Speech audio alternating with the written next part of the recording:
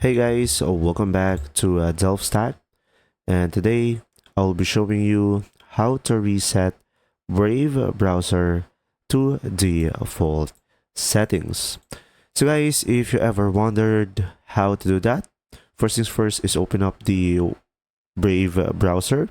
And guys, if you change some settings and the browser has been messed up, in order for you to reset it, you will just simply select the three lines on the top right corner of the screen. And here on the three lines, you can just simply go ahead and go at the bottom and you should be able to see here settings. So go ahead and select settings. Now here on the settings, you can just simply go ahead and go for the reset settings over here on the left side.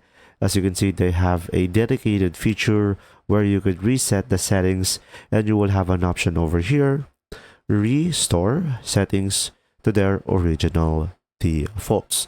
So go ahead and click on it, and from here, as you can see, if you are sure, you are going to reset the settings, and this action will reset some Brave settings and Brave shortcuts, disable extensions, delete cookies and other temporary site.